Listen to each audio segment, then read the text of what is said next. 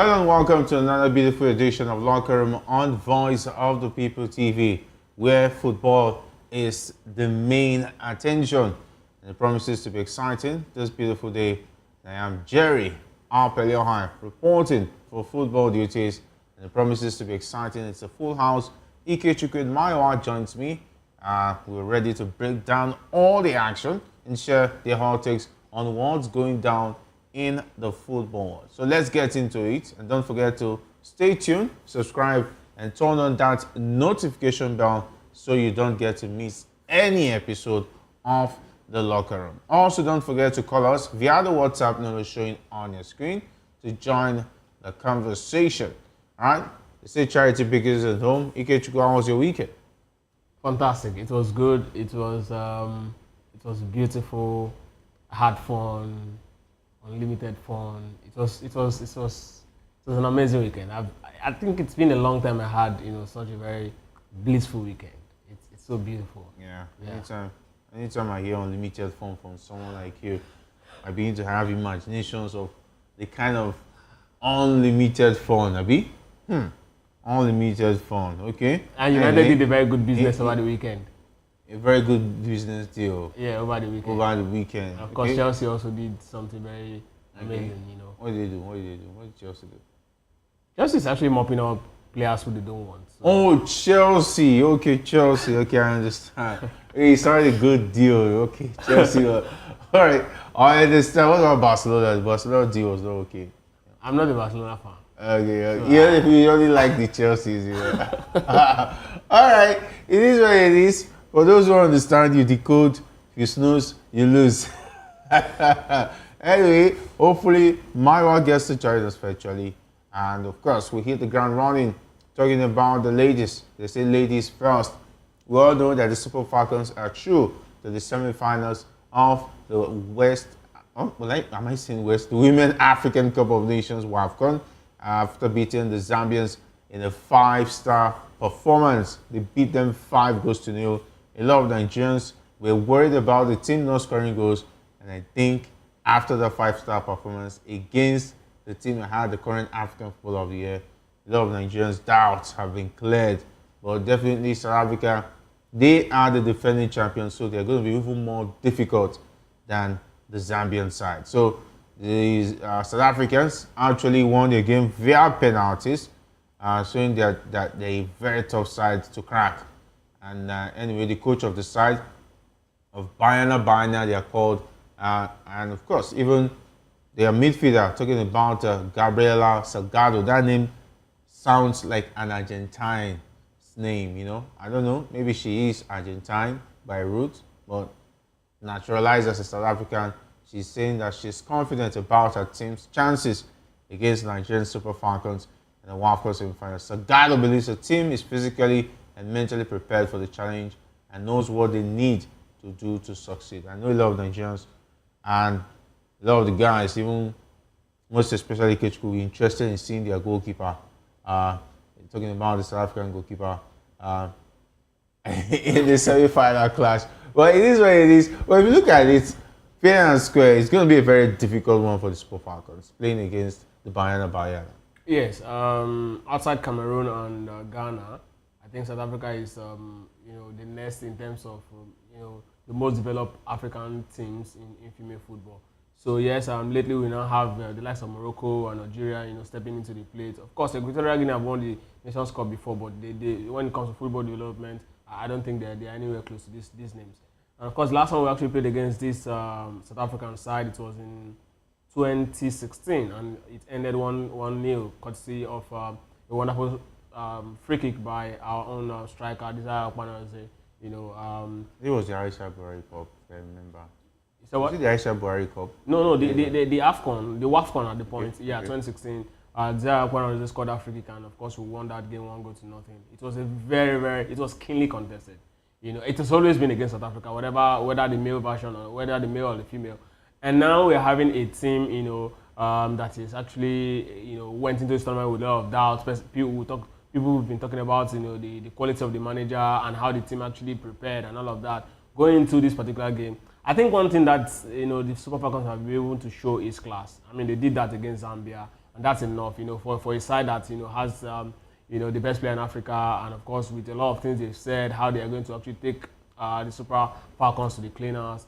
And of course, it ended up being, the game where we scored the most goals. One thing is very pertinent about that particular game, and that is the fact that Madugu actually was tactically ahead of his Zambian counterpart. And what he did was, he exploited the weakness of the Zambians. He knew how weak they are when it comes to, dealing with dead balls and area balls. And that's exactly where, he actually capitalized on. I think about three of our goals actually came via that route. So it tells you, how terrible the Zambians are, when it comes to defending, balls on that particular. I want to actually put my money on Madugu at this point. I think he's someone who actually understands how to actually read a game. But I think our girls still showed they are very, very, way behind, the ability when it comes to how, they are expected to actually control games and, piecing the passes. But then aside that, South Africa has not also shown that, they're a very, very big side at this, at this particular tournament. Knowing that before this particular tournament, we played against two of Africa's best. I think I want to say two of Africa's best outside Nigeria in Ghana and Cameroon, and how we actually dealt with them in those games showed that our girls are actually mentally better than these South African girls going to this game. So I think it's going to boil down to tactics, and I want to believe with what I saw against Zambia, Madugu has a plan that is going to really use to actually neutralize this South African side. All right. Hopefully he has what it takes. Questions have been asked about Madugu, but it's good that you are saying now that those opinions have somehow changed with what we saw against the Zambians, because we saw a team that improved in their scoring, and not only improved, but got the necessary goals to give us a 5-star performance. And they still went ahead to come out with a clean sheet. That's quite remarkable against a team that have two very, very dangerous attackers who can punish you, and coming out without conceding a goal in 4 games. I think that's quite impressive. You must give it to the coach, and of course the team must be doing something right. Let's go to Maiwa, who's not joined us. I don't know, maybe you might be recommending some of the Super Falcons players, since Manchester United has not done any business so far. Maybe, I don't know, Esther Okoroko is doing well. She can do well in the United male team. She will be the first, Or even Rashida Najibade, she's been a very awesome captain. She's not looking for the glory, talking about the goals. They are giving the younger players time to showcase themselves. I think this is also good. And for the first time, I'm seeing Ihezuo step up, becoming one of the main players in the team. Ihezuo was just a player who was making sure the team gets it. She's now getting the goals, which is unlike her performance. We are seeing players like Esther Okoronkwo in her first tournament. She's blazing the trail. Babajide too. I think there's something about this team. They are not looking for those who have already achieved it. They said, let's give the younger players to showcase their talent. Those who have not been seen before, let them be seen. Maybe club side will sign them. I'm already comfortable. Of course, her sister, she's made a lot of money. Maiwa, it's great to have you join us. Well, it's always amazing to be here. The thing is this, kudos to Madugu. He made a very, very, important and necessary calls. A lot of the starters that you expect will start, he didn't start them. He starts, those that did so well. And these are the kind of decision you expect a coach to make. He was very ruthless in the selection, and the selection paid off. I said Echegini should be starting our games, and lo and behold, Echegini, started. Iozo, Okonkwo, they all started. Also, he withdrew, Ajibade to the midfield. He withdrew Ajibade to the midfield rather than, leading the attack. Ajibade was operating more from the midfield. Also, we had controlled the ball. The control of the ball has been so horrible. He was able to do something about that. And the girls actually showed up. Were we able to raise the quality of the standard of us playing the likes of Spain, England, France to hold our own against them? No, I don't think so. But however, you could see the visible changes, and these are the kind of calls you want your coach to be able to make, in any tournament at all. I'm really impressed with the call, and it goes to show that if you are not performing with whoever who you are, you don't get a shirt in that team, and that's what really worked against Zambia. It's going to be a very difficult game against South Africa. They've been talking really tough. It seems they have our numbers of recent. However, I think if the girls can improve a bit on the performance against Zambia, I think we should be able to dispatch the South Africans. I don't see them as an exceptional thing, if you would ask me. That will be dangerous. To underrate the South Africans, who are the defending champions. Of course. Well, I'm not underrating them. However, if you look at the overall, if you look at how they've played so far, right? If you look at how they've played so far, if not for the inexperience of the Senegalese, if not for the fact that, some of them were a bit jittery in terms of, some of them were a bit jittery because of the big stage, I think the Senegalese had, an opportunity to be able to dispatch South Africans. South Africans did not do much in front of goals. They did not do much in front of goal. You could count the real chances that they had. The real chances they had in that particular game was about 3. For over 120 minutes, you would expect a defending champion to do more than that. But the Senegalese were able to hold them, and the South Africans could not really get the answers. I mean, if not that the Senegalese were a bit poor in terms of taking spot kick, I think the Senegalese stood a better chance of qualifying. To be honest with you, I think is much more potent than South Africa of this tournament if you look at the overall play so far. All right, definitely a better performance, and I think a lot of Nigerians are impressed with the 5-star performance. And hopefully, when they play the Bayana tomorrow by 5 p.m. Nigerian time, by this time the game will be up. Hopefully, we'll be able to give our viewers what to look forward to, and of course, maybe we can even preview that game as the match is on Locker Room. And I know Mariwa will be with us while we do that. But let's talk about the Super Eagles, who are the senior brothers right now.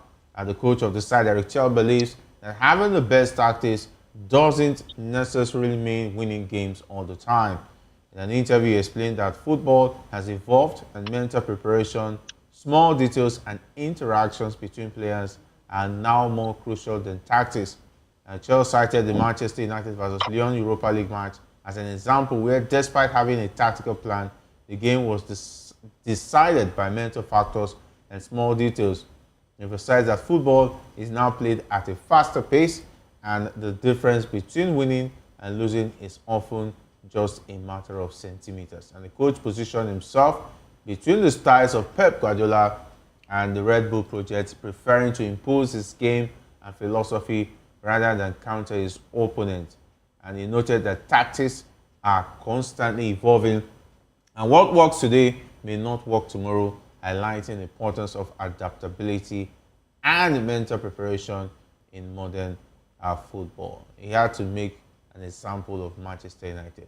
I think I'm worried if a coach is using Manchester United as an example, because what I worry is playing his vibes and inshallah. The football, I don't see tactics. So then he just told us that the tactics did not work in your comeback game. It was the players' determination and talking to them. Well, let's not let Amori start his ruin also. Let's win this game. Leave this Baba. This Baba is working for his paycheck. What do you think? Well, as much as I want to agree with what he's saying, I don't think this is what a manager should be saying. It should not be coming up from a manager, because this means that he doesn't have confidence in his work, and he's also telling the players, "This is up to you. This is not up to me." He's evolving. No, he's telling you. He said, let's not make us. He's saying that tactics do win, but not all the time. There are some time you have to go extra mile. You have to see the game. There are some times where you have the tactics. Imagine you are playing a PSG. Look at what happened to Liverpool now. Liverpool came with a game plan. PSG tore the game plan within 15 minutes. How did they tear the game plan? The game plan was Liverpool. How did PSG do it? Is it not with their own game plan? Yes, they have their own game plan. So tactics still so win you games. have to know. No, Jerry. On your part, tactics He's no longer winning the game for you. You have to change. Because you saw a superior tactics. You are up against a superior tactics. That's what If you means. come to a fight and you came like, okay, I'm going to give this guy a southpaw punch, and the guy is well guided there, does that mean that you don't have good tactics? No. You have to change. It means that the person came with a superior tactics. That's what it means. He came with superior tactics, yes, so but you will not evolve. You will not evolve and change. Jerry, the truth is tactics win games. The person with the man with the best tactics on the day wins the game. I agree on the part where you say, okay, yes, even while you have all the time, tactics win game. Jerry, when we place, the condition has to be fair. If we bring a player who is 100% good, they are both 100% good, right? Very good side. It's up to the coach, the team with the best tactics to actually win the game. If you have team with better quality and your opponents they don't have the quality that you have, then you can say, okay, your tactics may not be able to win even if you have a better. So that condition is not fair. We are looking at when both conditions are fair, right? So when you up against this when you as a manager come up to make statement like this, it means that you're telling the guys that, you know what, I'm not capable of doing this job. This is up to you. That's what it means. No, definitely not. Jerry, I'm telling you, that's what it means. Say that. Let's not. That's what it means. It doesn't have. He said that football has evolved. Jerry, we all know football continue to evolve. He made mention of mental preparation. See, small details. Jerry, that small detail we are talking about is still tactics. Look at Arteta this season. You know how dangerous Arsenal became when it comes to dead balls and set piece. That's tactics, right? These are the small details that defines games. The man who orchestrates those small details is the manager. That's tactics. So when you talk about small details see, I agree when he says, okay, you have to be mentally ready. That's true, because of course if you're not mentally ready, how are you going to transmit the tactics that the coach has actually passed on? That's true. But then don't say tactics don't win game. That's a very wrong thing to say. What I listened to you say now. He said tactics win games, but not all the time. Jerry, when all conditions are fair. Not all the time. Not all the time. He said not all the time. He didn't say tactics does not win game. Let's not misquote him. Jerry. He said all the time. Not all the time. There are times where you'll be winning with a good if you say that. We saw the Club World Cup final, Jerry. Do you know that Liverpool PSG first leg, PSG had all the tactics, but Liverpool they were tactically better. Yeah, Liverpool had to find a way to win the game. Yes, which was different from the way Liverpool normally win games. So Jerry, we know that there are upsets in games, and that's why we call it upsets. But no bookmaker will go into a game where you are saying a Liverpool perhaps against Ipswich and say Ipswich will defeat Liverpool. But we know that there's a possibility that Ipswich can win that game. That's why it's an upset. But the truth is, we all know that on a very good day, on a balance of scale, the team that's supposed to win is the team that's tactically better and a team with better quality. That's what football is about. Maiwa, you're with us. What's your take on Eric Chelle's position? Well, I think Eric Chelle making that statement is partially correct. However, because of the kind of situation we are in, and that is the reason why he's making that kind of statement. The reason for that is very simple. We are in a very, very tough spot, right? And it's only our determination that will probably, get us out of the situation we are in the sense that we might not necessarily get, the top qualifying tickets in that particular group. We might end up, getting a place in the playoff. And we have to be mentally ready for that intercontinental playoff. However, if you look at how our teams have played, I'll give a typical example. The game against Zimbabwe, apart from the fact that Eric Chelle made a mistake in that particular game, our players mentally shut off. We were leading 1-0. You don't even need a coach to tell you. You know how important that 3 points is. Automatically, you are supposed to be switched on all through and not allow the Zimbabwean, have a free ride. She was able to pass, what's his name now, Ekong, and score that particular goal. It speaks to the fact that even, when you get the tactics right, sometimes you still need, determination and mental true. The game against Zimbabwe, we were losing. 75th minute, we were 1-0 up. 90th minute, we were still 1-0 up. You know, a team that has the mental capacity and mental capability, we know that they have to defend with everything they got. Practically, Zimbabwe practically strode into our 18 before scoring. So I think Chelle is partially right in terms of, in as much as the tactics, you know, is very, very important. We need to have our players, they need to have the mindset. They need to have, you know, this mental determination that, you know, we are going to get the ticket. Even though I know, you know, that might be too, you know, that's just beating a dead horse. However, they need to go into those games with that kind of determination to be able to achieve anything tangible. And I think that's what it's trying to say in essence. All right, talking about determination, definitely you want to look at that. But he also positioned himself between the styles of Pep Guardiola and the Red Bull project, preferring to impose his game and philosophy rather than counter his opponent. Definitely Pep Guardiola is a good coach to take examples from. Even the Red Bull project, which even Jurgen Klopp is also part of at the moment. I think if he's looking at those kind of projects, I think he's in the right direction in terms of tactics and coaches who are really doing well as far as football is concerned. True.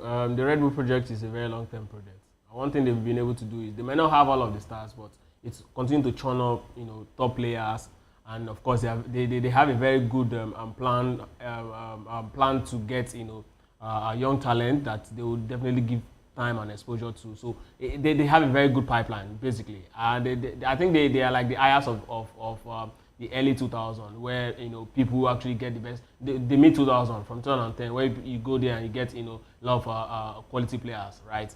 And what they've been able to do at this point is quite beautiful. I think we'll look back and look at you know, the likes of Benjamin Sesko, you know, players who have actually played for that particular. I think Haaland also was part of the Red Bull project at some point. So you look at them and of course you know that they have they have a very good project. But for the Pep Guardiola, right?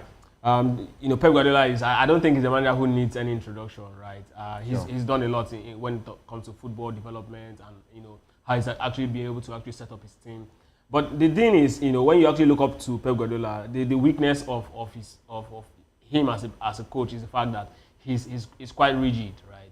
He believes in his own style. Sometimes, you know, when you go into war, sometimes you don't just rely on your own strength. You have to actually play to your opponent's weakness. And this is why, you know, managers who are very, very smart, sometimes when they come up against him, they don't play to their own strength. They play an inverse of what he's going to bring. And whenever it comes up like that, he actually very well struggle against opponents like that. So, I mean, it's good that he's actually positioning himself looking at, you know, good projects, but then it's not about looking at good projects. We have a lot of people who look at good projects. At the end of the day, it's all about what you are able to actually do while looking at all of these good projects. And, you know, the level of backings you have, you know, level of backing you're having from the people who hired you to actually give them a good result. These are the things that's going to define a Chelle's era. But so far, so good. I think with 2 games and 4 points, you know, for this qualifier, I think he's been able to do a decent job. So let's see how he's going to do in the next 2 games. The fact that he showed up for the Chan team, that also shows that he's interested in development of football as far as the Super Eagles is concerned. And most coaches shy away from being a part of the Chan team, which is more or less a show of apathy towards the development of football, just interested in bringing foreign-based players to prosecute Eagles games. And of course, him going to be part of the Chan, being part of the training, being part of the selection process, shows that he's interested in the Nigerian project. But it's a good one. But let's talk about Nigerian international forward, €1 million per year. That sell-on clause, 10%. It's somehow to me. That means if they sell him eventually, they'll still get 10% after getting. How did I sell him for €75 million? I think, I don't know. Galatasaray must have wanted him so badly for them to accept these terms, because it doesn't make sense. We're not talking about an 18-year-old player you developed. This player was already established before he joined Napoli, for crying out loud. And you want a sell-on clause? Come on. I think anyway, Osimhen was just in a fixed situation, and he just needed to go. He just wanted to leave. If not, it was going to be a difficult one for him to stay another 2 years in the same situation Napoli was going to put him. I mean, this Osimhen's issue, we've talked about it a lot of times, and I think at this point, you know, he doesn't have any choice. Napoli, even including a clause to prevent him from joining an Italian club in the next 2 years. Yes, I mean, he doesn't have any choice, and of course, what's his name? Galatasaray also does not have a choice. So it's just the situation is finding himself. And it's a good one that relationship is finally over now. He can now focus on his career. Even if you don't go back to Italy, there are a lot of places you can go to. There's Spain, there's England, there's France. You can also get to enjoy football. And of course, he might not get to play Premier League anymore.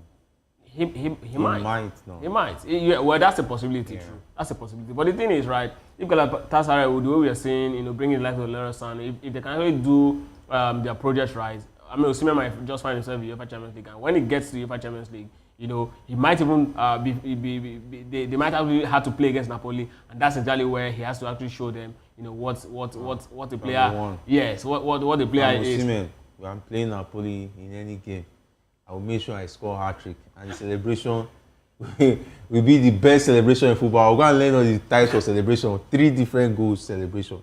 So I think that's what should be more focused on at this point. I mean, finally that horror is over.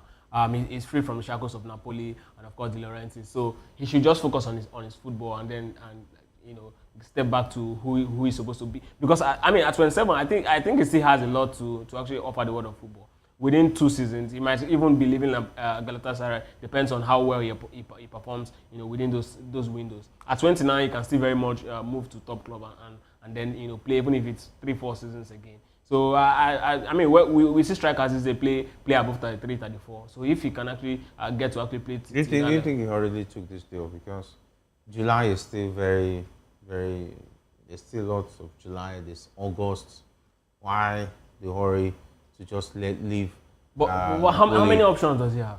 Yeah, why can't? We were having a conversation the other day. I asked you about Liverpool buying Osimhen. You told me that they want to actually complete a particular deal first, and then they will focus. Now we see Liverpool has splashed the cash on Ekitike, and they just agreed the deal. The deal has not even. He has not done his medical. A lot of things are still. No. As the latest report, Ekitike is already on the verge of going for medical. Yeah, on the verge. It shows that first of all you have to go for your first option. They've agreed for the terms. Yeah. They've agreed the terms. You know how long it took. You know how even and it's not. Osimhen's name came before Ekitike. Yeah, Osimhen is not the first option because one, there are peculiarities with his age, the issues with Napoli. Being a difficult. He's moving abroad now. He's moving abroad. So the thing is that let's not forget, Liverpool is also having a discussion to sell Darwin to Napoli. Napoli is playing hardball. But wait, Jerry, what I'm saying is Napoli is still Darwin is still in Liverpool. Pardon? At this point, Darwin is still in Liverpool. He's still in Liverpool. He's still training. He's still about the precision and Ekitike is on the verge of arrival. Yeah. What I'm saying is this: the money they would have bought Osimhen with. Would have been way cheaper than what they are bringing this young man with, right? Yeah. So now, Darwin Núñez is about Osimhen's age, right? Darwin Núñez. It's about Osimhen's age. No, Darwin Núñez is younger. That's what I'm saying. It's about his age. The difference might not be 2 or 1. The difference is 2 years. So it's about his age. Darwin Núñez will be 26 this year. Osimhen will be 27. So what I'm saying is at this stage, if you replace Osimhen with Darwin Núñez, is already 27. We're going 28. Yeah. If you replace Darwin Núñez with Osimhen. Right, and still get Ekitike, right? Which I don't think Liverpool even will be doing at this point because the conversation would have been interesting. Had it been Napoli had paid for Darwin Núñez as we speak, and they will be able to add money to that. I think there was even a conversation that there might be an option to add money and give them Darwin Núñez and get Osimhen. But even Napoli is not even willing to even drop the money they are even valuing down in S4. It's very difficult for a club side like Liverpool who always have a straight deal. They don't like dragging deals. If you notice, Liverpool, if there's a deal they're going to be dragging for too long. This. What? I mean, for the case of Osimhen, it's about money. No, 75 million euros. For instance, you won't. How much is Ekitike? Liverpool has been signing players. How much is Ekitike? Is all of the deals going to be about 80 million. So why can't you just buy Osimhen? No. You're looking at a 21-year-old player who still has several years to play, who have already gone to PSG and did well with Frankfurt last season. Frankfurt, we didn't see anything in PSG. We just know that the major factor for Ekitike that he's still pretty young. He still has a lot to learn. He still has a lot he's going to offer Liverpool, and they will be willing to give him 5-year deal with an option of an addition 1 year, which is 6 years. That means he's going to play minimum of 6 years for Liverpool. But in the case of Osimhen, if you're going to sign him, the maximum you give him is a 3-year deal because of his age. You give him 4 years. That would be dangerous. Well, how? That would be dangerous for a 27-year-old. Come on, let's just see. There are a lot of things that is at stake when you're signing a player like Victor Osimhen. You've already said that he's had only one very fantastic season. Okay, you said it here. Now you're bringing it back. No, you said it here because there are a lot of factors you're going to look at. So you know. It's not about so you know. It's not about so you know. Your politics. No, it's not. Good. It's not about so you know. Good. The thing is that you are going to look at a lot of factors. What about if he gets injured? What if he goes injured for 6 months? What's the guarantee? Because now, if you have a 21-year-old, if he gets injured for 6 months, you know he's going to be here for the next 6 years. At least if you are going to lose 6 months out of those 5 years, it's not a big deal. But you're going to be looking at your losses. And let's not forget, it's going to be any more than Ekitike. His weekly wages. How much is Ekitike? Ekitike's weekly wages over 200. No. 216. What's Osimhen collecting? Osimhen is collecting about 300 and something.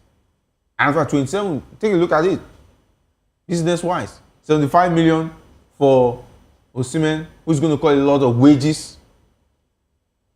Take a look at it. You're going to do the maths, and you find out that let's get Ekitike first. If we're going to get Osimhen, a lot of factors, because you're going to pay him a lot of money. That means it's going to be any close to Mo Salah.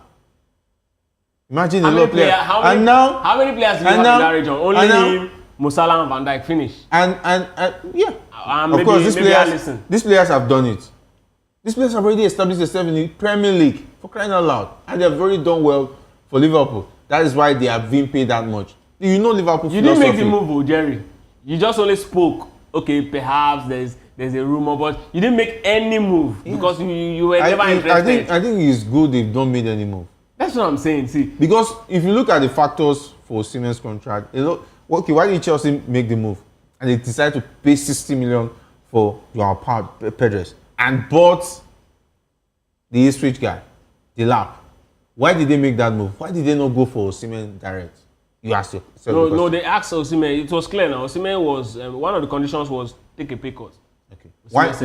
Why should Chelsea be asking for a pay cut? They need a striker like Victor Osimhen. Why are they asking for a pay cut? That was even last season. Okay, now Before why didn't they make the move? Instead, they went for Delap. No, Jerry, that was last season. You are Pedro and Delap. You are Pedro, Delap, and you are Pedro. Osimhen. Who's better? Who's the better option? Jerry, now answer the question. No, wait. What I'm saying. Don't dribble it. Wait. No. Just go answer the question. I don't think there's any. I don't know whether Maiwa is. I don't think there should be any argument here.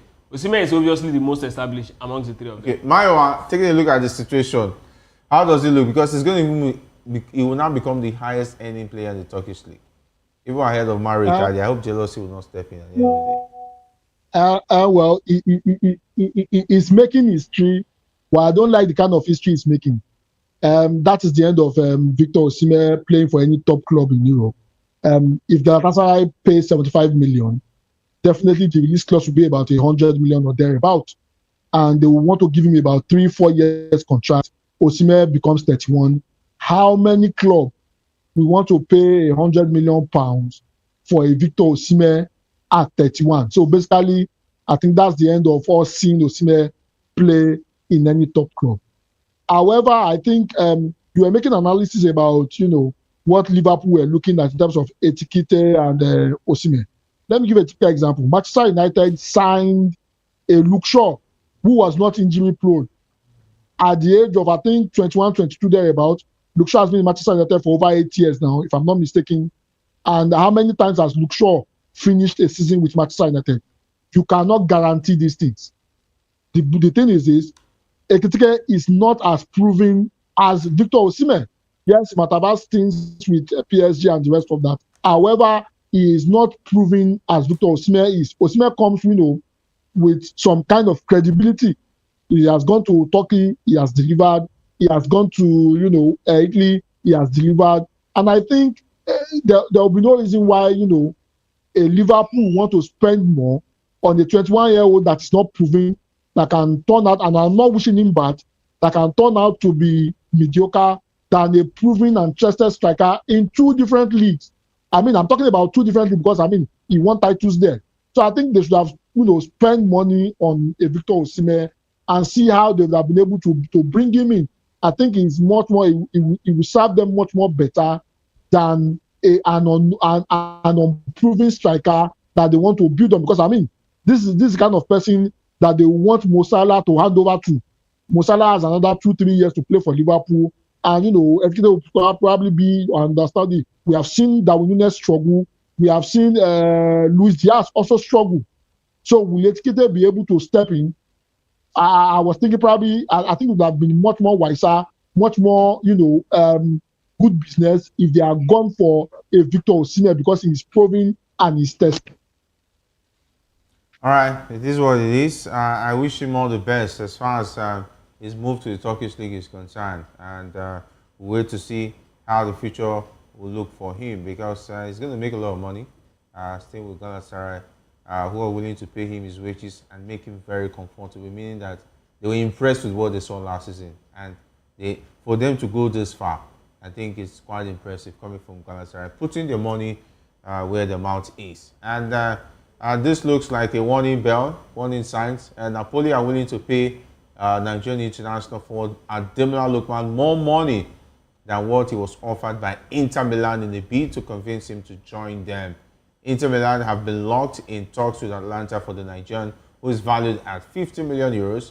The deal is said to be very close after reaching an agreement on personal terms with the 27-year-old. And as discussions continue over the mode of payment on the estimated transfer fee plus possible add-ons, we can hear the report that Napoli have joined Inter in the race to sign the reigning African Player of the Year.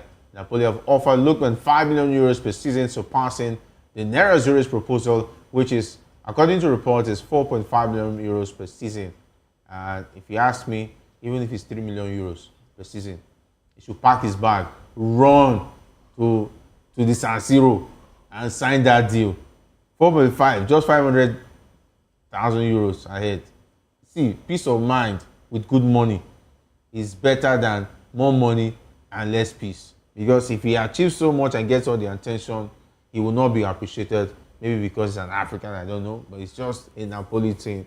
And anyway, I can imagine the WhatsApp group of the Super Eagles players. I think this will be trending now. They say, oh, Osimhen, you have succeeded. Thank God for your life. I think they'll be praying for him in their WhatsApp group. When they now go to the conversation with Ademola Lookman, and say, we hear say Napoli is also interested. Look your brother, Alpha. Would you want to be in that situation in 2 years' time if you want to leave? Well, see, I always say this. Whatever De Laurentiis is doing is business. And businessmen, what they care about is, to would you want to be in the crossfire of that kind of businessman? Well, it's all about signing. No, Jerry, it's about. If you have that kind of businessman, we want to do a deal with him, Jerry, personally. No, Jerry, it's about signing the right deal and understanding, the conditions for it. It's the right deal Koulibaly signed. He goes Aloguine. Marakim Hamsik.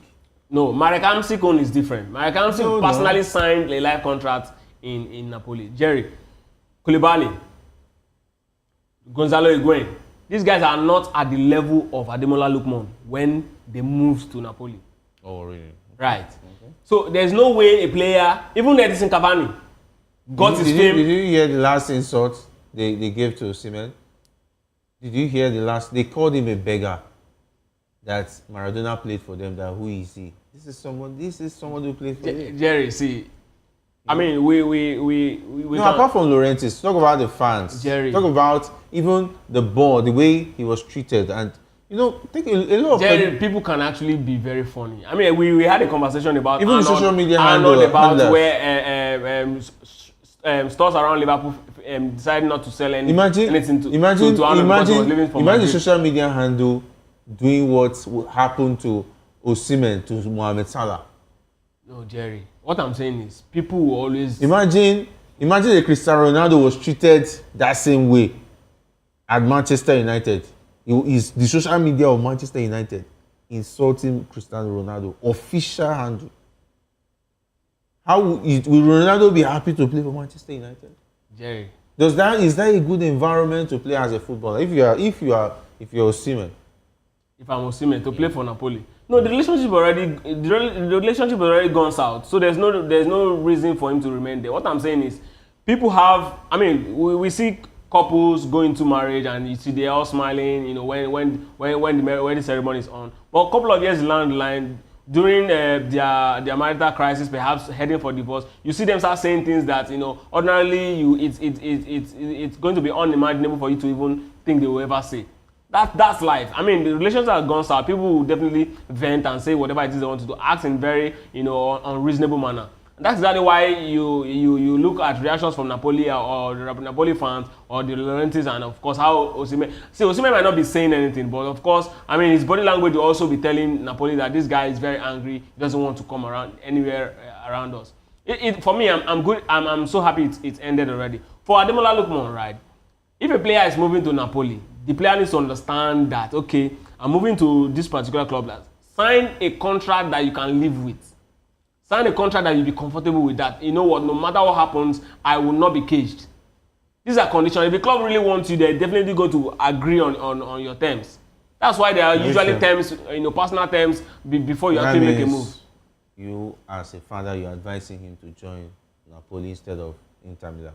No, of course, Napoli just got to the summit. See, personally, right? Okay. Personally, if I had the option of joining any of the two sides, right, at this point, I'll fancy the idea of working with, you know, Antonio Conte as a manager. I'll fancy it any day ahead of whatever project Inter has. Do you know that Conte can wake up this morning and say and leave? Yes. And leave you hanging? Is that kind of a manager you want to go sign in a club for? No, see, that's one thing. And if he's coaching Real Madrid, then I will know that he will want to stay. That's one thing that's very, very, very possible, that the manager will always leave a club. Not every manager. Conte, I'm talking about Antonio Conte. Antonio Conte can wake up this morning and tell Laurentis, I'm no longer interested. Conte leaves when the condition for him to stay changes. We all know Conte is a hothead. Let's not even. No, see, Jerry, all of this. Someone who can change his direction in the next 5 minutes. If you change your condition, Conte will change his condition. That's how it works. Okay. He's a businessman. He understands that he can advise a player to put his career in the hands of such a manager. Will you as a footballer, would you want to sign for Conte now for a club side like Napoli? He's coaching Napoli. This Napoli, he didn't want to stay this season.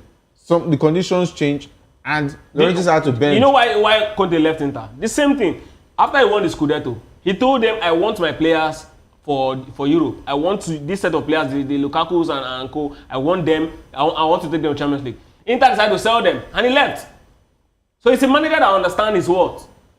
So you will not tell me because he didn't decide to have this stick, so he becomes a loser after winning the league first season. The same condition applied for Napoli. He won the league. Manager who can leave you anytime.